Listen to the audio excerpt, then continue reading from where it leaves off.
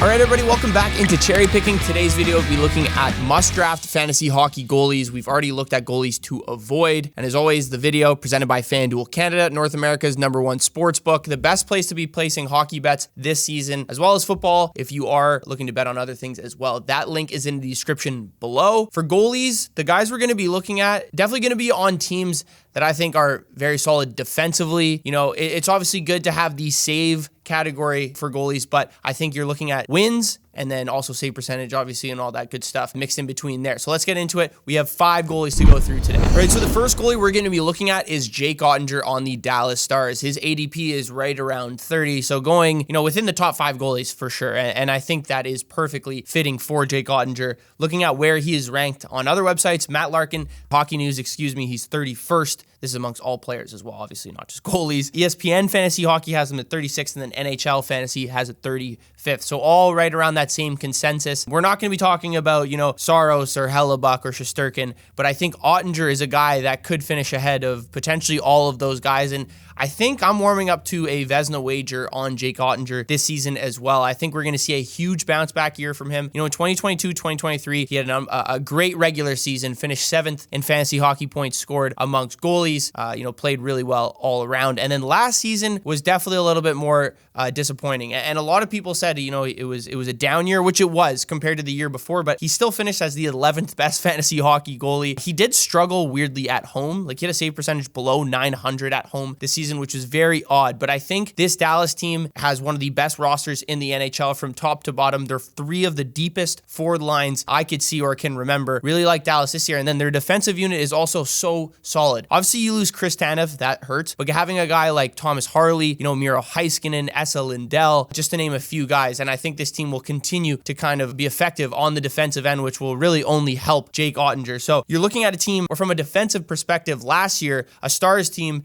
that was second in expected goals against at even strength, and then also second in even strength defensive goals above replacement. So one of the top 3 defensive teams in the NHL. You can't argue that when you're looking at the analytics. If Oettinger could play like he played in the 2022-23 season, I think this defensive unit is better than it was back then. He could be the best goalie in fantasy hockey, racking off a ton of wins and not giving up a lot of goals against. All right, the next must-draft fantasy hockey goalie that I'm going to be talking about is Jacob Markstrom. A lot of people definitely high on Jacob Markstrom now that he is a New Jersey Devil. I think a lot of people expected that this could happen last year and almost at the deadline. It almost did happen at the deadline, but they were sure to get something done in the summer, and it did. Looking at his ADP right now, right around 60. So, going in those first 5 rounds, first 4 rounds, depending on how deep your league is, but definitely a guy I'm going to be looking at drafting this year, mainly because of the situation. The situation has improved immensely compared to last year. Last year, so many off-ice distractions with if he was going to get traded, when he was going to get traded. You had Dustin Wolf coming up from the AHL, one of the better goalie prospects in the world of hockey right now, kind of like breathing down his neck, potentially becoming that new starter, and it was clear and evident by the time the season was done and even by the trade deadline that Jacob Markstrom wanted to get out of there. He still had a pretty decent year. He was 23-23 in terms of the wins and loss category, a save percentage above 900, barely, but still above, and his goals against right around 278. This is a Jacob Markstrom that's 2 years removed from a 9 shutout season in 2022. He also had goals against below 2.5 and a save percentage right around 920. So he could get back to that on this New Jersey Devils team. That's how much I think this Devils team has improved in the offseason, especially defensively. You get a guy like Brendan Dillon, you get Brett Pesce, Dougie Hamilton back at full strength, another offseason for Hughes and Nemec to kind of, recalibrate and get better as these young guys continue to develop. So I think this is a perfect situation for Jacob Markstrom. You take him from being on, I wouldn't say Calgary is one of the worst defensive teams last year, but definitely bottom half. And I think New Jersey this year, considering the pieces they added, could be a top 3 defensive teams in terms of analytics as well. So very high on Jacob Markstrom. I think people underestimate how good his year was last year. He was 8th in goals above replacement and wins above replacement. And he was also 3rd in goals saved above expected. So he did the absolute most for the Calgary Flames last year. They just didn't really reward him. Now he's on a New Jersey team that has a lot more talent. I think he'll get rewarded this year. All right, the next goalie I'm going to be looking at, and very surprising, but I think you could definitely take a risk on this guy. Maybe not at this current ADP that we have listed from Yahoo, which is at 105, but Darcy Kuemper, now on the LA Kings, is a guy I think a lot of people should be drafting or aware of. Now, the biggest reason for this, let's look at the Kings goalies over the last couple of years. Last year was Cam Talbot, and when Talbot got hurt and started to fall off a little bit, they picked up David Rittich, and he was fantastic near the end of the season and in the playoffs as well. Cam Talbot had one of the best starts out of any goalie last year in the NHL season. He ended up finishing in the top 10 in terms of fantasy points scored amongst goalies. 2023, Joonas Korpisalo was on the LA Kings and also obviously on the Columbus Blue Jackets, but he finished as a top 25 fantasy hockey goalie as well that year. 2021-22, Quick didn't even have a great year. He still finished in the top 25 in terms of fantasy hockey goalies, in terms of points scored. Now, the biggest reason for this is that this LA Kings team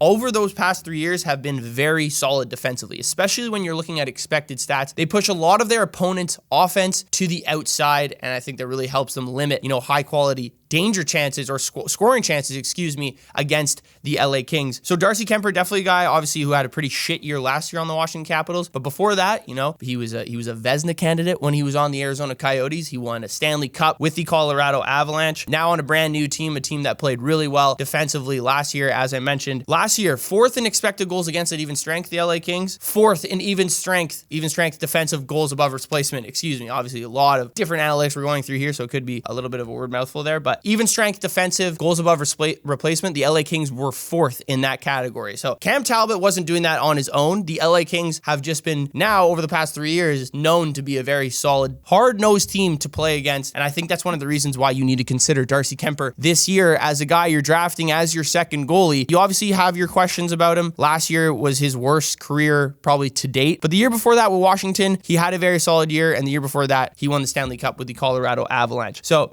if you're looking at guys that you can take a little bit of a risk on, I think Kuemper is a perfect one considering the situation he is in. All right, the next goalie we're going to be looking at, and since I feel like I've been doing this show, I've had this guy in my must draft goalies, and it's worked out for me one year, but not every year, and it's Filip Gustavsson on the Minnesota Wild. Last year, I don't really know what happened to Filip Gustavsson because this Minnesota team was one of the best teams defensively in the NHL. I don't know if there was something going on in terms of off the ice, but his numbers should have been a lot better.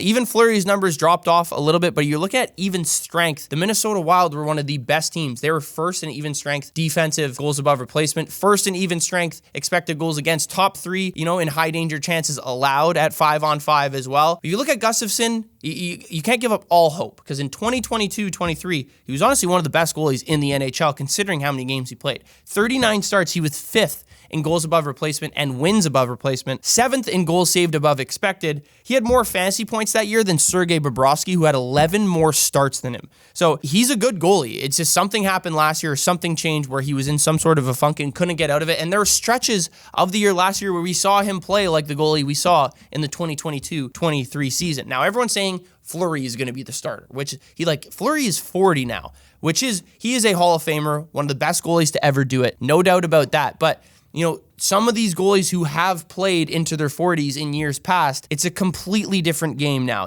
I read an article and Martin Biron mentioned that, he played later into his late 30s and he said it was taxing on his body. And he said a lot of goalies won't admit this now, but the physical demands of the position are 5 or 10 times higher than the generation that he played in. And, Craig Anderson also played into his 40s. He was a part of a 3-goalie system, which is very similar to what we're seeing in Minnesota this season because of Jesper Wallstedt, who is playing with the Iowa Wild and has had some pretty solid seasons over the last 2, and is just waiting to come up. But it's hard for him to come up and play for the Minnesota Wild at this time, considering you have Filip Gustavsson and Marc-Andre Fleury, 2 guys that have proven to be good starters. You can't just take them off or stop playing them altogether. Guerin isn't saying that Fleury is going to be the same in a similar role to Craig Anderson. Craig Anderson played 10 to 15 games that year and played more as a mentor for Comrie and UPL. I don't think Fleury is going to do that necessarily. I think think Guerin has said he won't play 10 to 15 games, but he also said he won't play 40 to 50 games. So it's going to be somewhere in between there. And I think Gustavsson's going to take a bulk of the other workload, if you may, there. Like, Gustavsson over the summer has been playing in Sweden. The Wild have reported, beat writers have reported he's been playing a lot better. Bill Guerin, also the GM, said it would be tricky to have Jesper Wallstedt with the club all year if they're going to keep Fleury and Gustavsson, which they are. They're looking to trade Gustavsson, but they're not trading him anymore. It would be hard to keep him considering, the cap concerns. They'd have to make some pretty drastic changes, I think, to the actual 23 or the actual roster in terms of forwards and defensemen. I don't think Bill Guerin's ready to do that, considering he has two very able goalies in the NHL right now. So that's why I think Gustavsson, this is the best opportunity for him to maybe not start 50 games, but if he gets 45 starts this year and plays in front of behind, I guess, one of the best defensive units in the NHL, like they were last year at even strength, they could use some help shorthanded for sure, but one of the better teams 5-on-5, that's where a bulk of hockey is obviously played. I'm going to trust that and go with Filip Gustavsson right around this ADP that he's getting drafted right now. I think that is totally fine. All right, the last goalie I'm going to be talking about, and probably the goalie I'm most excited to see play this season because of how good he was last year. I think this year could be about the same, if not bigger, depending on how many starts he gets, and that is Joey Daccord, who ended up playing 50 games last season. He finished, with a 916 save percentage, a 246 goals against, and 3 shutouts. If you look at where he's ranked on these other fantasy sites, Matt Larkin, Hockey News, 164th on his updated rankings, ESPN 240th, and the NHL 172nd. Let's just go over where Joey Daccord finished in terms of some of these more important stats that I look at amongst goalies in the NHL. He was 15th in goals saved above expected at 15.9. Out of goalies with a minimum of 20 games played, he was 5th in goals above replacement per 60. His wins above replacement last year was 5.1, which was higher than Jeremy Swayman's, Sergei Bobrovsky's, and Thatcher Demko. The only goaltender that had a higher wins above replacement than Joey Daccord last year was Connor Hellebuyck, who ended up winning the Vezina Trophy. Being in this top 10 of wins above replacement, goals above replacement the year prior, it has proven to be pretty successful in terms of fantasy hockey finishes, the year after. Let's look at, the 2022-23 list of top 10 goalies above replacement. You had Saros, who had a great year last year. You had Sorokin, who had a down year, but still finished in the top 10 of fantasy hockey goalies in terms of points scored. Hellebuyck, who won the Vezina. Shesterkin, who had an incredible second half. Oettinger, who he said had a down year, but wasn't even down year because he finished in the top 12 of fantasy hockey goalie fantasy points scored. And then Georgiev as well, who just gets a ton of wins on the Colorado Avalanche. The 4 goalies that finished in the top 10 in 2023 that did not have great fantasy hockey seasons or finished outside of the top 12, you had Linus Ullmark, and he just splits with Swayman at 40 starts. You had Gustavsson, who we just talked about, had a disappointing season, split with Fleury, couldn't really be that consistent. Vasilevsky, who started off the year hurt and then just played a shit ton of games in a row, which I don't think was the best for him. And then you had Samsonov, who just really struggled. He was on waivers. He only played 40 games. He finished outside the top 30 in terms of fantasy points scored amongst goalies. So I think there's a lot of hope for Joey Daccord. I also think the Seattle team, their defensive, the team's kind of built more of a defensive-minded team first, with guys like Adam Larson, even Vince Dunn obviously has his moments on the offensive end, but still can play really well in his own end. Picking up a guy like Brandon Montour, I think really helps. Jamie Alexiak, and then even the forwards, I think there's a crop of them that are very solid defensively, and they're helping or will help Joey Daccord become a very good fantasy goalie for your hockey team or for your team this season. And you're looking at Seattle, I mentioned teams that I think are really good defensively. Seattle, top 8 in all of those categories that I mentioned. Expected goals against at 5-on-5 and goals above replacement in terms of even strength defense. So I think Joey Daccord, he's still young, but I think this could be a year where he really put his name on the map. He did last year, but I think people will really start to notice him this season. All right, thank you guys for tuning in. Let me know what you thought of the must-draft goalies. Can continue to do videos on goalies. I know they're kind of important. Also a little bit random, but very important as well. Be sure to like, comment, and subscribe. Let me know what you thought and any other must-draft goalies you guys want me to talk about, and I'll see you guys in the next video.